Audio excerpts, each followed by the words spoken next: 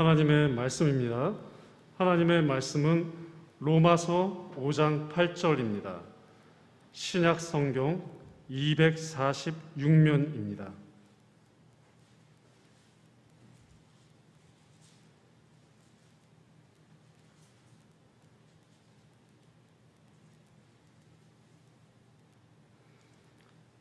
한 절이기 때문에 다 함께 합독하십니다. 우리가 아직 죄인 되었을 때에 그리스도께서 우리를 위하여 죽으심으로 하나님께서 우리에 대한 자기의 사랑을 확증하셨느니라. 아멘.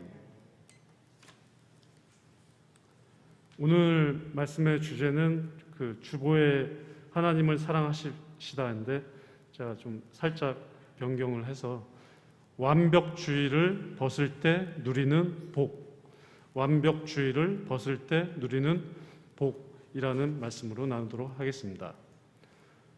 저는 저의 심령과 인생을 피곤하고 고통스럽게 만드는 것이 무엇일까? 과거에 그렇게 많은 실패를 경험하고 고통 속에서 안식 없이 기쁨 없이 살아왔던 이유가 무엇일까? 또 심지어는 다른 사람에게도 다른 사람을 힘들게 했던 원인이 무엇일까? 그 원인에 대해서 참 많이 묵상을 해보곤 합니다. 제 얘기를 먼저 말씀을 드리자면 저는 어릴 적부터 사랑을 많이 경험해보고 이렇게 잘하지 못했었습니다. 무엇을 잘 하거나 공부를 잘한다거나 착한 행동을 했을 때 그럴 때만 가끔 인정을 받았고 굉장히 엄격한 집안에서 자라왔습니다. 실수를 절대 용납하지 못하는 환경에서 자라왔습니다. 잘못을 했을 때, 뭔가를 이루지 못했을 때, 어떠한 기대에 못 미쳤을 때, 완전한 모습을 보여주지 못했을 때 집에서 굉장한 두려움을 경험하고 살아왔습니다. 질책 속에서 살아왔습니다. 보통 어린아이에게는 부모님은 정신적인 지주이자 마음의 안식처이자 삶의 주권을 가지고 있는, 생존권을 가지고 있는 부모님에게 인정받는다는 것이 굉장히 중요한 부분입니다. 그래서 저는 살기 위해서 어렸을 때부터 조금이라도 더 인정받기 위해 부단히 애쓰며 살아왔습니다. 무엇을 잘해야만 인정받았기 때문에 저의 생명의 영혼의 양식이었기 때문에 그 인정이 너무나 고파서 저의 존재 자체로 받아들여지는 것을 경험해 보지 못했기 때문에 그런 것을 알지도 못했습니다. 그런 것이 존재한다는 것 자체가. 저의 불완전함을 인정받아 보지 못함과 동시에 무조건 용서받는 그 사랑의 결핍은 제 마음속에 열등감으로 깊어져 갔고 그 열등감을 덮기 위해 아주 노력하며 살아왔습니다. 돈을 구하기도 하고 많은 명예를 구하기도 하고 심지어는 하나님을 나의 명예를 위해서 도구로 이렇게 사용하려고 시도도 했습니다. 나의 모습은 세상의 것들로 인해 완전해야 된다는 생각이 있었고 불완전한 사람들을 보며 은근히 우월의식을 가지기도 했었습니다. 실수가 많고 연약한 사람들을 보면 거침없이 몰아붙이기도 하는 성격을 가지고 있었습니다. 그러나 자세히 들여다보면 저의 삶 속에, 저의 심령 속에는 자유함이 없었고 조금 나은 인생을 사는 것 같다는 것처럼 보이기도 했지만 점차 실패가 많아지고 늘 고통 가운데 살았습니다. 너무 죽고 싶을 때가 많았습니다. 늘 원망과 불안함과 안식 없이 살았습니다.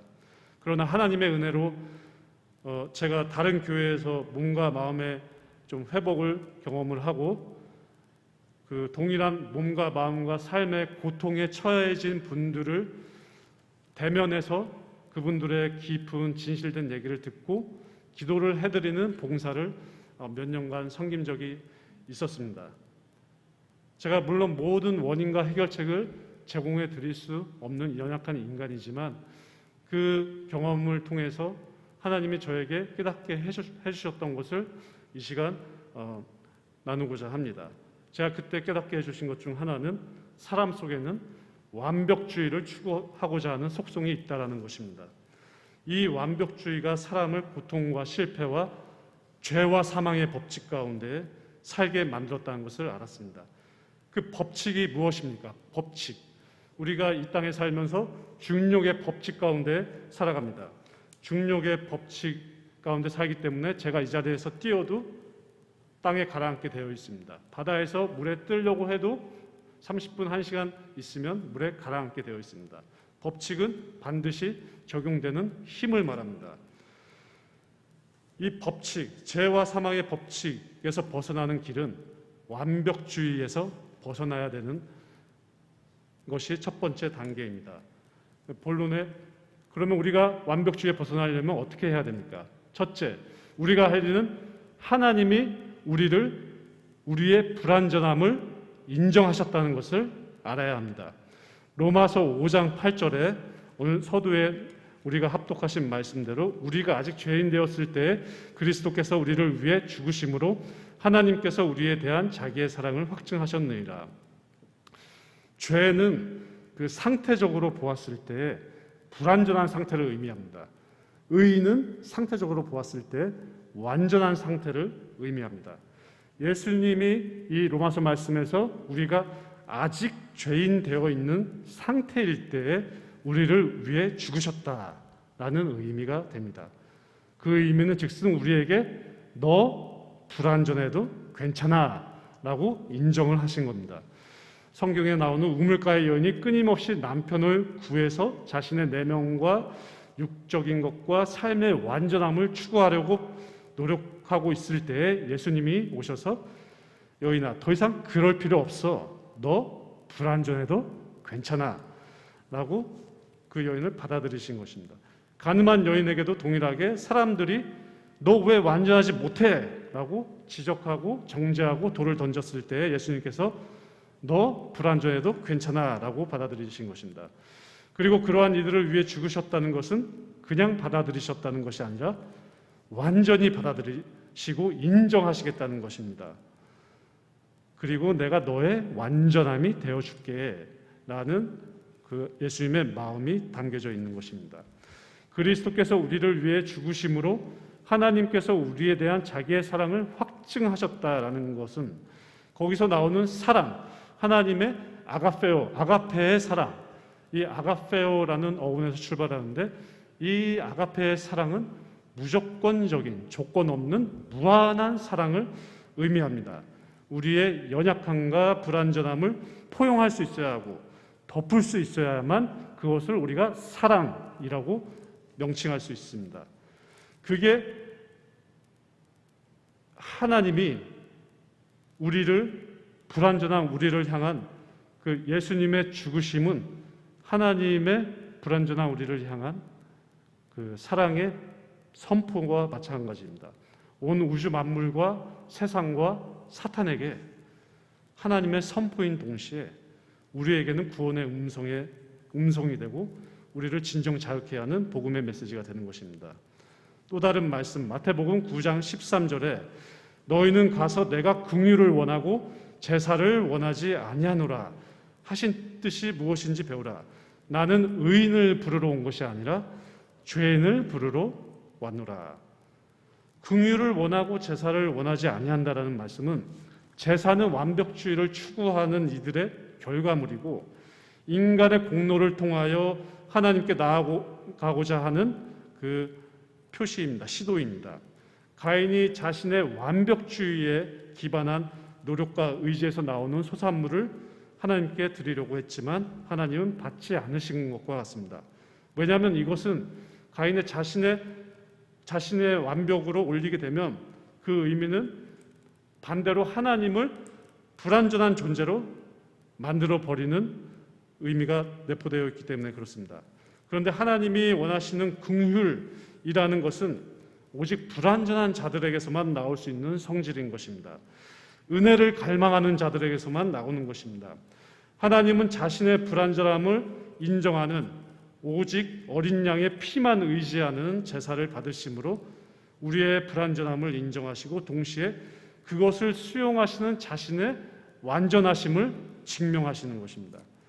이렇듯 하나님께서 우리의 불완전함을 인정하셨습니다.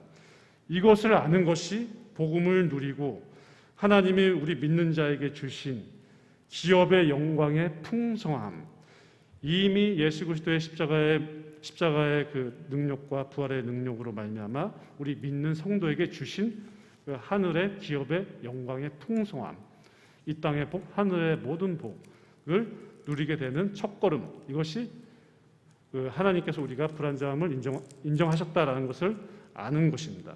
둘째는 하나님이 인정하셨으니 이제 나 자신도 나의 불완전함을 인정해야 합니다. 심리학 용어로 경록 의존성이라는 용어가 있습니다. 이 의미인 즉슨 살아가면서 일과 관계, 생활 속에서 늘 잘못된 결과, 고통스러운 결과가 나타남에도 불구하고 그냥 익숙한 대로, 그냥 편한 대로, 자기가 생각했던 대로 쭉 그냥 그대로 반복하는 것을 경로 의존성이라고 하는 인간의 습성을 얘기하는 것입니다. 자신의 생각과 의지와 판단이 완전하다, 나는 옳은 존재다라는 의식이 잠재의식 속에, 내면의식 속에 깔려있기 때문에 나타나는 현상입니다. 사탄이 하나님처럼 되고자 했다라는 것은 하나님처럼 완벽해지겠다라는 의미와 같습니다. 아담과 하와도 선악과를 따먹음으로 내가 완벽해지겠다라는 그 덫에 걸리게 되었던 것입니다. 그래서 인간은 태어날 때부터 잠재의식 속에 완벽주의 성향을 가지고 태어납니다. 그런데 본래 아담은 그렇지 않았습니다. 창세기 2장 15절에 여호와 하나님이 그 사람을 이끌어 에덴 동산에 두어 그것을 경작하며 지키게 하시고 라는 말씀이 있습니다. 여기서 지키게 하다라는 그 지키게 하는 것, 지키는 것이 아담의 에덴 동산에서의 삶이었습니다. 본분이었습니다. 여기서 쓰인 지키게 하다 또는 일하다라는 히브리어 원어 아바드라고 하는데, 이 의미는 하나님이 창조하신 이 에덴 동산의 모든 것, 자연, 그 다음에 그 자연 속에 내포한 만물의 법칙, 생명의 법칙 속에 담겨진 하나님의 완전하심과 능력과 사랑을 발견하고 찬양하는 것, 경배하는 것, 이것을 아바드라고 합니다. 그게 아담의 본래 인간의 그 본분이었습니다. 이 아바드라는 말이 후에 말이 발전해서 에베드라는 종이라는 의미로 발전을 합니다. 그 종은 에베드, 가장 낮은 자, 불완전한 자, 가장 불완전한 자라는 의미가 됩니다. 성경에 많은 하나님의 사람들에게 쓰이는 표현이 하나님의 종입니다. 이 종이라는 표현, 즉 하나님의 종이라는 의미는 나 자신을 하나님 앞에서 완전히 불완전한 삶을 인정한 자를 의미하게 됩니다. 근데 우리가 이 불완전함을 인정해야 되는데 사람은 보통은 불완전하다라는 것을 인정하고 받아들이는 것이 죽는 것만큼 어려울 때가 있습니다. 고린도후서 10장 5절에 하나님 아는 것을 대적하여 높아진 것을 다 무너뜨리고 모든 생각을 사로잡아 그리스도께 복종케 하리라는 말씀이 있습니다. 이 10장 4절 말씀 이전에 그거는 좀 이따 생략을 하고, 이 말씀을 보면 우리가 살아온 인생과 환경을 한번 한번 보았으면 좋겠습니다. 우리가 어릴 적에 무엇을 하다가 저의 아까 어릴 적 간증처럼 무언가 실수를 하거나 잘못을 하면 가령 우리 그 자녀가 시험을 못 보면 어떤 부모님들은 정신 차려, 공부 더 열심히 해, 그래가지고 어떻게 살려고 그래, 다음에 더 열심히 해, 이런 얘기를 자주 합니다. 이 얘기는 더 완벽한 결과를 보여줘, 더 완벽주의를 추구해 라는 의미가 내포하고 있습니다. 또는 조금 더 부드럽게 그 말을 순화해서 얘기를 하는 경우에는 그래도 괜찮아, 다음에는 좀 잘해, 이렇게 얘기를 하기도 하지만 이 말도 역시 완벽주의를 강요하는 사상이 담겨져 있는 것입니다. 원래 잠재의식의 완벽주의라는 속성을 가지고 태어났고 거기에 더불어 또 살면서 듣고 새겨지는 메시지 또한 완벽주의이므로 이게 마음에 굳어져 버립니다. 결국 나는, 나의 인생, 나라는 존재는 완벽해야 해. 내 생각은 틀리면 안 돼. 라는 생각에 견고한 진이 생겨버립니다. 이게 고린도후서 그 4장의 그 견고한 진에 대한 언급이 나옵니다. 이것이 하나님을 향하여 대적하여 높아진 것이라고 했고, 고린도후서 10장 5절에 이 모든 생각을 하나님께 복종시켜야 된다는 말씀이 나오고 있습니다. 사도행정 7장 54절에 보면은 그들이 이 말을 듣고 마음에 찔려 그를 향하여 이를 갈거늘, 그 사내들인 공회에서 그 스데반이 바리새인들을 지적을 했을 때, 당신네들 틀렸다라고 했을 때 그 바리새인들이 이를 바득바득 갈 정도로 분노를 했습니다. 누군가 우리도 자신의 잘못이나 실수, 어떠한 내가 생각한 것, 내가 말을 한 것을 지적하고 그거 틀렸어라고 하면 굉장히 기분 나쁠 때가 있고 인정하지 못할 때가 있습니다. 그리고 이것을 받아들이는 게 굉장히 고통스러울 때가 있습니다. 그래서 예를 들면 삶 속에서 부부싸움을 할 때도 당신이 잘했잖아, 당신이 잘못했잖아, 나는 옳은데, 거봐 내가 뭐라고 했어, 이런 얘기는 내 생각, 나는 옳은데 완벽한데 당신 불완전해, 이렇게 얘기하는 완벽주의의 그 정신이 담겨져 있는 것입니다. 또 내가 계획했던 일이 뭔가 잘 안 되면 낙심됩니다. 왜냐하면 내가 그려왔던 완벽주의적인 나의 모습, 나의 삶의 형태가 나타나지 않으면 그 괴리 때문에 내 마음은 우울감에 빠지기도 합니다. 또 내가 때에 맞게 청년들을 결혼하지 못하면 모든 사람들 눈에, 또 내가 생각했을 때 결혼도 하고 직장도 딱 맞게 구해야 되는데 그 완벽한 모습이 그려져야 되는데 그게 이루어지지 않으면 마음에 낙심이 오기도 합니다. 우울해집니다. 완벽주의의 폐해입니다. 완벽한 상태를 추구하는 사람은 모든 일의 결과까지도 자신이 통제하려고 합니다. 왜? 내가 완벽하기 때문에. 이런 사람들은 24시간 쉬지 못합니다. 불면증이 생기고 잠도 잘 못 들고 끊임없이 자신을 채찍질하며 염려하며 마음의 쉼을 얻지 못합니다. 사업을 함에 있어서도 자신의 생각으로 계획을 추진하고 또 잘못 나갈 때조차 자신의 생각이 완벽하다는 생각을 내려놓지 않기 때문에 큰 실패를 경험하기도 합니다. 제가 경제기사에서 봤는데 그 20대, 30대의 그 증권 투자의 성공률을 보았는데 20, 30대 여성보다 20, 30대 남성이 그 수익률이 굉장히 안 좋다고 합니다.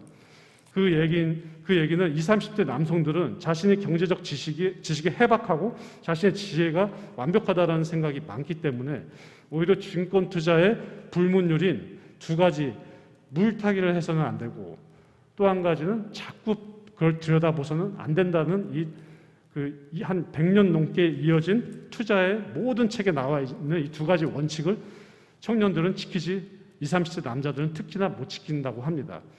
물타기는 자신이 선택한 투자가 틀린 것을 견디지 못해서 그것을 계속 고수하는 것을 물타기라고 한다고 합니다. 그리고 자꾸 자신이 그것을 체크하고 관리하는 것은 내가 관여하면, 내 완벽한 내가 관여하면 그것이 잘 이루어질 것이라는 그 생각 때문에 그런다고 합니다. 경제기사에서 읽은 것을 보고 제가 좀 이렇게 인용을 해봤습니다. 히브리서 2장 15절에 보면 또 죽기를 무서워함으로 한평생 매여 종노릇하는 자들을 놓아주려 하심이니 라는 말씀이 있습니다.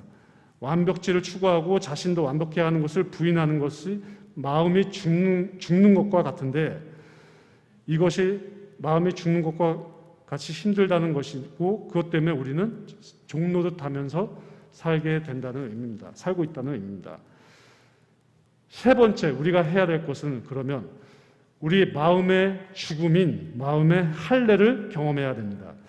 죄인인 인간은 죽음을 두려워합니다. 육체의 죽음뿐만 아니라 정신적인, 심리적인 죽음, 즉 진짜 죽음인 이 내면의 마음의 죽음도 동일하게 두려워합니다. 그런데 이 죽음을 두려워하는 사람들은 평생 매어서 죄와 사망의 법칙 가운데에서 쓰라린 인생을 살게 된다고 말씀드렸습니다. 예수님이 우리를 위해 죽으신 것은 불완전한 우리 대신에 완전하신 그분이 대신 죽으시고 우리를 자유케 하신 것입니다. 우리는 다만 이 부분을 받아들이고 자신의 마음의 죽음을 경험하셔야 됩니다. 완벽주의를 추구하면 역설적으로 불완전한 삶을 경험하게 됩니다. 그런데 내가 불완전함을 인정하면 역설적으로 완벽한 하나님의 나라의 삶을 경험하게 됩니다. 사도행전 5장 7장 51절에 목이 곧고 마음과 귀에 할례를 받지 못한 사람들아 너희도 너희 조상과 같이 항상 성령을 거스르는도다. 로마서 2장 29절에 할례는 마음에 할지니 마음의 십자가의 죽음을 경험하는 것, 이것은 마음의 할례라고 합니다. 즉 말씀의 칼에 마음이 베이도록 허용해 드리는 겁니다. 할례가 무엇입니까? 가장 중요한 생명이 시작되는 그 성기, 그 부위를 잘라내는 행위입니다. 원래는 사람의 목을 쳐서 목을 날려버려야 되는데 그렇게 못하니까 그 중요한 부위를 그 치는 그 상징적인 그 표피를 제거하는 상징적인 행위인 것입니다. 마음의 할례를 받아서 마음의 목을 쳐버리고 그 자리에 예수님이 머리로 오셔야 되는 겁니다. 마음의 할례는 고통이 따를 때가 있습니다. 생명처럼 여겨졌던 완벽해야 할 자신을 부인해야 되기 때문에 그렇습니다. 그러나 자신의 생명을 잃고자 하는 자는 얻을 것이라 라는 말씀처럼 또 사도 바울이 너희가 강한 것을 우리가 약할 때 너희가 강한 것을 기뻐하노라 했던 것처럼 사도 바울은 이 비밀을 알았기 때문에 자신의 약함, 불완전함을 받아들였을 때에 나타나는 하나님의 강함과 완전함을 잃지 않겠다라는 그의 고백을 고린도후서에서 하기도 했습니다. 약할 때 강함 대신에 이 찬양도 있듯이 자신의 완벽을 추구했던 그 완벽주의를 내려놓고 이제 자신이 잘못 걸어갔던 길과 존재의 방식에서 돌아서는 예수님을 자신의 모든 부분에서 주인으로 모시는 완전한 회개가 필요한 것입니다. 그리고 순종을 할 때 김남래 권사님께서 기도하셨듯이 회개와 순종을 할 때 우리는 죄와 사망의 법칙에서 생명의 성령의 법칙으로 옮겨지게 됩니다. 어둠에서 불러내어 빛의 나라로 들어가게 됩니다. 제가 군에 있을 때 독도법이라는 훈련을 했습니다. 산에서 길을 찾는 훈련인데 그 지도를 가지고 하는 것입니다. 근데 처음에는 지도보다는 자신의 생각과 능력과 체력을 많이 의지합니다. 그런데 그게 쉽지가 않습니다. 등산로에서 하는 게 아니고 깊숙한 산에서 하는 거기 때문에 상당수가 잘못된 길로 잘못 빠지는 경우가 있습니다. 그래도 자기 생각을 끝까지 옳다라고 고집을 하면 절대 산에서 탈출을 못합니다. 그 산에서 길을 잃었을 때 탈출하는 방법은 잘못 시작한 부분으로 돌아가는 것입니다. 그 정상으로 돌아가는 것입니다. 우리가 인생에서 잘못된 방향, 잘못된 선택을 하고 있을 때 그 잘못 시작됐던 부분으로 돌아가는 것이 정상으로 올라가는 것이 그곳에 계신 예수님께 다시 돌아가는 것이 회개입니다. 길을 되돌리키는 것. 잘못 가고 있던 길에서 되돌리는 게 회개입니다. 그리고 그 정상에 계신 예수님을 다시 바라보고 그분의 말씀, 즉 지도, 말씀이 지도로 볼 수 있고 그 지도만 보고 길을 내려가는 것. 이 말씀을 전적으로 의지하고 그것에 나를 맡기고 내려가는 것. 이것이 순종이라고 볼 수 있습니다. 이 말씀의 지도로 인해서 험난한 산에서도 나는 절대로 헤매이지 않고 짐승에게 먹이가 되지 않고 승리, 이미 주신 하나님의 승리를 경험하며 살아갈 수 있게 됩니다. A.W. 토저라는 그 목사님께서 인용하신 분이 계신데 저도 굉장히 존경하는 분입니다. 그분의 책 중에 성령님이 하나님이시다라는 책 중에 이런 말씀이 있습니다. 하나님, 그 사람의 마음에는 두 가지 자리가 있다고 합니다. 십자가와 보좌가 있다고 합니다. 사람이 십자가에 못 박혀 있지 않으면 반드시 그 사람은 마음의 보좌에 앉아 있게 된다라는 것입니다. 우리는 이 마음의 보좌에서 내려와서 십자가의 죽음을 죽음에 참여해야 하는 것입니다. 마음의 깊은 그 진실된 곳에서 정말로 자신을 부인하는 것, 자신의 불완전함을 인정하고 자신을 부인하는 이 회개, 생명으로 가는 회개가 필요합니다. 이때 그 하나님의 말씀에 순종하게 되고, 하나님의 말씀이 무엇입니까? 그것을 반드시 이루시겠다는 하나님의 생명을 건 약속입니다. 절대 이루시겠다는 것입니다. 그것을 순종하는 자, 그 말씀을 순종하면 말씀의 능력, 말씀의 결과물이 인생에 펼쳐지게 되어 있습니다. 말씀의 능력, 하나님의 능력이 나타나기 때문에 우리가 산을 파서 옮기려고 하지 않아도 말씀 하나로 이 지구를 옮기실 수 있는 그분의 능력으로 산이 옮겨지는 역사가 삶 속에서 펼쳐집니다. 우리는 말씀의 능력을 믿고 그것을 이루시는 말씀 속에 담겨진 하나님의 사랑을 경험해야 할 필요가 있으실 것입니다. 오늘 말씀은 이것으로 마치도록 하겠습니다.